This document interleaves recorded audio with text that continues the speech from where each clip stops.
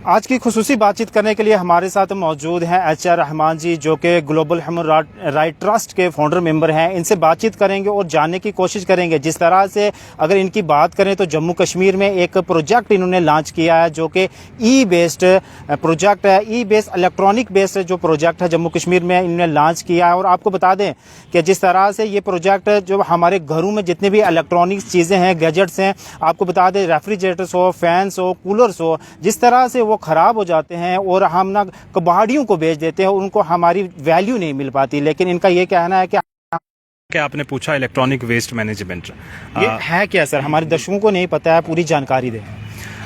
ई waste management जो है, electronic waste management, ये प्रोजेक्ट आज से 2 महीने पहले लॉन्च किया गया था जम्मू से हमने, जिसमें हमें Jammu Kashmir pollution control board और यहाँ का डायरेक्टोरेट ऑफ एजुकेशन, उनकी प्रॉपर सपोर्ट हमें मिल रही है।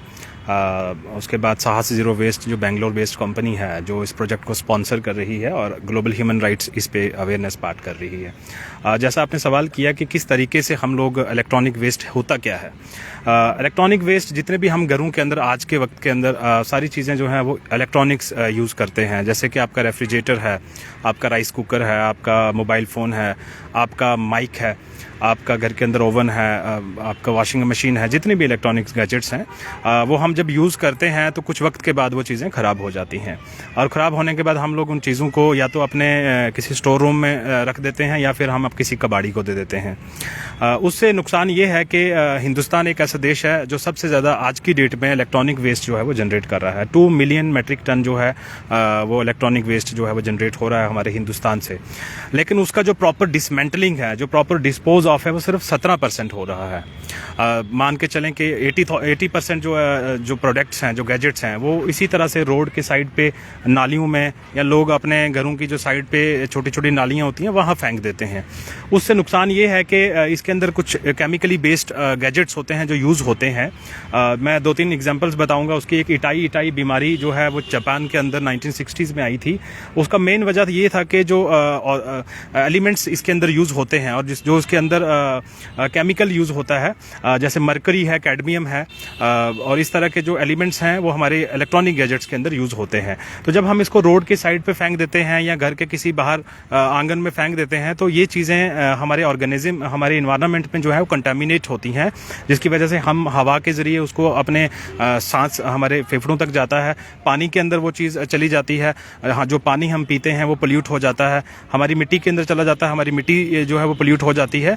तो हम सब का ये फ़र्ज़ बनता है कि हम बजाय किसी कबाड़ी वाले को या किसी इलीगल वेंडर को ना दें। हिंदुस्तान के अंदर भी एक NGT की गाइडलाइंस हैं और पोल्यूशन कंट्रोल कमेटी की गाइडलाइंस हैं कि ये स्ट्रिक्ट मना किया गया है कि किसी भी इलीगल वेंडर को आप अपना इलेक्ट्रॉनिक गैजेट्स ना दें। अब सवाल लोगों का ये आता था कि हम यहाँ नहीं अगर दें तो किसको दें। उसके लिए हमारी ऑर्गेनाइजेशन जो है वो जम्मू कश्मीर के अंदर इस लेवल पे, मास लेवल पे एक काम कर रही है। जनवरी तक हमारा जो है वो मास अवेयरनेस प्रोग्राम चलेगा। जनवरी के बाद हम लोग एक डिस्ट्रिक्ट के अंदर एक यूनिट बनाएंगे विद द कोलैबोरेशन ऑफ साहस ज़ीरो वेस्ट। जो उस कलेक्शन सेंटर में ये होगा कि आपकी जो चीज़ है वहाँ पे आप लोग अपनी देंगे।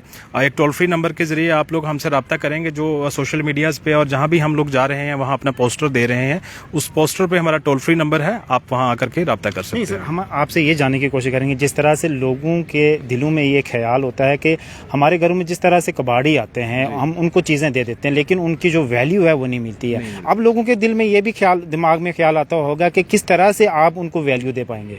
देखिए, जैसा कि आपने वैल्यू की बात की, जब भी कोई आपकी, मैं एक एग्जांपल के थ्रू समझाऊंगा कि जैसे आपके घर के अंदर एक रेफ्रिजरेटर खराब हो जाता है जब, तो हमें पता है कि यहाँ कोई लेने वाला नहीं है, फिर कोई 1-2 महीने के बाद साइकिल वाला आता है, कबाड़ वाला आता है, वो बोलता तो हम उसको दे देते हैं। अब वो रेफ्रिजरेटर के बाहर प्लास्टिक लगा होता है तो हर इंसान यही सोचता है कि ये शायद प्लास्टिक का ही बना हुआ है। अंदर वाले जो एलिमेंट्स उसके हैं उसकी वैल्यू हमें पता नहीं होती, किसी भी आम शहरी को पता नहीं है। तो उसके लिए ये है कि कबाड़ वाला उसको बेवकूफ़ बना देता है कि नहीं जी ये प्लास्टिक है, आप मेरे को दे दो, 3-4 किलो इसका वेट होगा तो मैं ले लेता हूँ आपसे 300 रुपये या 200 रुपया दे करके अपनी खलासी कर देते हैं वो, और कबाड़ वाला उसको ले जाता है। अब वो उसको किसी रोड की साइड पे, अक्सर आपने जम्मू के अंदर देखा होगा कि रोड की साइड्स पे डंप लगाया हुआ है इलेक्ट्रॉनिक गैजेट। आप देखेंगे वॉशिंग, मैं कल ही एयरपोर्ट पे जब उतरा था तो मैंने देखा वहाँ पर वॉशिंग मशीन्स आपकी पड़ी हैं, रेफ्रिजरेटर्स पड़े हुए हैं, जो रोड के आधी बोरियाँ जो है वो रोड पर पड़ी हुई हैं और आधी एक बहुत बड़ा डंप लगाया हुआ है। वो एक इन्वायरमेंट एनवायरनमेंट के अंदर एक बहुत बड़ी बीमारी है, लोगों को भी इस चीज़ का पता नहीं होगा।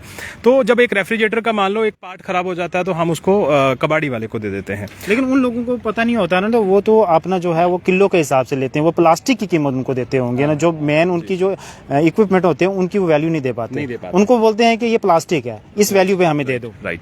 अब यही अवेयरनेस हम लोगों को दे रहे हैं कि आपके इलेक्ट्रॉनिक्स गैजेट्स की कीमत बाहर के कवर की नहीं है, उसके अंदर के जो पार्ट्स हैं उनकी कीमत है। मैं एक एग्जांपल दूंगा कि एक रेफ्रिजरेटर के अंदर एक गैस की पाइप पड़ती है, गैस का एक बॉक्स होता है छोटा जिसमें गैस पड़ता है, CFC कॉर्बन, तो उसकी 3 से 4 हज़ार कीमत होती है जब आप नया कहीं इंस्टॉल करेंगे उसमें। तो मान लो हमारा अक्सर रेफ्रिजरेटर के अंदर वही चीज़, वही पार्ट खराब होता है, तो हम दे देते हैं कबाड़ी वाले को। एक 15,000 का फ्रिज मान लो हमने खरीदा है और उसका 3,000 का पार्ट खराब होता है, तो वो फ्रिज हम 300 रुपये में बेच देते हैं।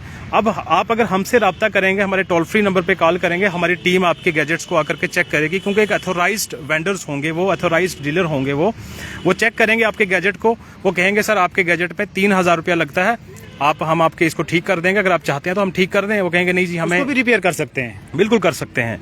पहला हमारी कोशिश यही है कि हम चीज़ को रिपेयर करके आपको दोबारा से वापस दे दें। लेकिन कुछ लोग कहते हैं कि नहीं, नई चीज़ें ही लेनी है। तो दूसरा ये है कि लोगों से ये भी रिक्वेस्ट है कि आप अपने आसपास में देखें कि जिसके पास फ्रिज नहीं है उसको डोनेट कर दें। अगर कोई डोनेट भी नहीं करना चाहता, अगर वो देना ही चाहता है, तो हम आपकी चीज़ की वैल्यूएशन करेंगे, उसके पार्ट्स को देखेंगे, जो खराब वाले पार्ट हैं उनको साइड रखेंगे और जो उसमें सही पार्ट हैं वो बता देंगे कि ये सही पार्ट हैं, इसकी इतनी वैल्यू निकलती है। मान लो एक 15,000 का फ्रिज है, 3,000 एक पार्ट उसका खराब है, बाकी उसकी 12,000 कीमत बचती है। बाकी उसकी डेप्रिसिएशन वैल्यू निकालेंगे, जो 3-4 साल पुराना है उसकी वैल्यू निकाल के जो भी उसकी वैल्यू 3 से 4 हज़ार बनती होगी वो हम कस्टमर को देंगे और उनसे उनका गैजेट ले लेंगे। अब उसका फायदा ये है कि आम जनता को फायदा ये है कि एक तो उसको प्रॉपर अपनी चीज की वैल्यू मिल गई, ठीक है।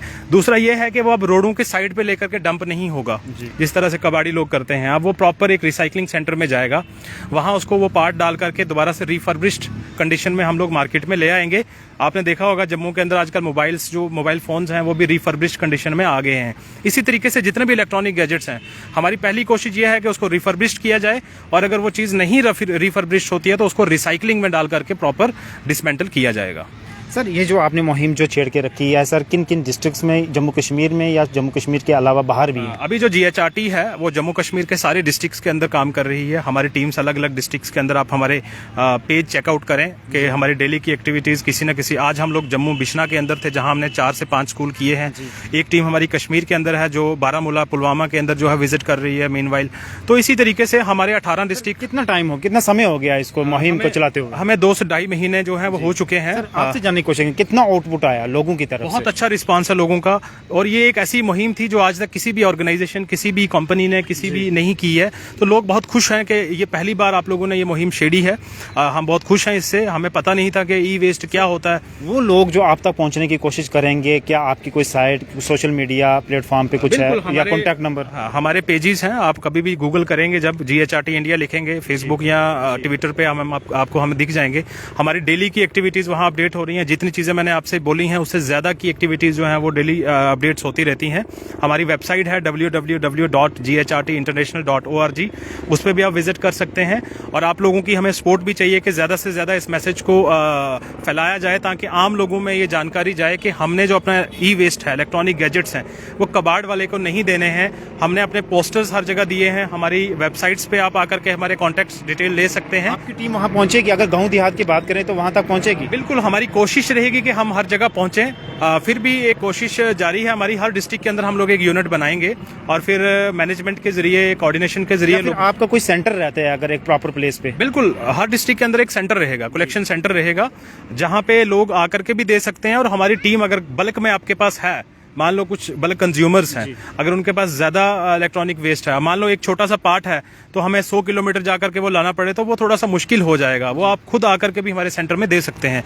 बट अगर आपके पास बल्क में है तो हमारी गाड़ी आपके पास विजिट करेगी तो हम वहां से आपसे ले सकते हैं। चले सर, बहुत बहुत शुक्रिया हमारे साथ। बहुत शुक्रिया, बहुत शुक्रिया। तो आपने सुना ही होगा जिस तरह से हमारे लोगों में एक वहम सा होता है, जिस तरह से हमारी अगर चीज़ खराब हो जाती है, अगर इलेक्ट्रॉनिक वेस्ट की अगर बात करें तो उसमें फ्रिज अगर हो जाए, कूलर हो जाए, अगर फैन की बात करें तो एक बार बार वो ख़राब हो जाता है तो हम कबाड़ खाने में उसको दे देते हैं। लेकिन जिस तरह से ये टीम इन्होंने एक इनिशिएटिव लिया, जिस तरह से जम्मू कश्मीर की अगर बात करें, अलग अलग जगहों में जाके अवेयरनेस कैंप लगाते हैं और लोगों को अवेयर करते हैं। जिस तरह से अगर कोई भी चीज़ अगर इलेक्ट्रॉनिक बेस्ड है, अगर वो ख़राब हो जाती है उसको स्टॉक रखें, इनकी टीम वहाँ पहुँचेगी और इन्होंने आपने जितनी भी वेबसाइट्स और नंबर जो दिए हैं वो इनसे आप रब्ता करें और कॉन्टैक्ट करें। ये बहुत फ़ायदेमंद और बहुत अच्छा इनिशिएटिव है। आपकी क्या राय है? आप भी अपनी राय कमेंट सेक्शन में जरूर रखिएगा। देख रहिए जेके टाइम रुखसार खान के साथ, दीजिए इजाज़त। धन्यवाद।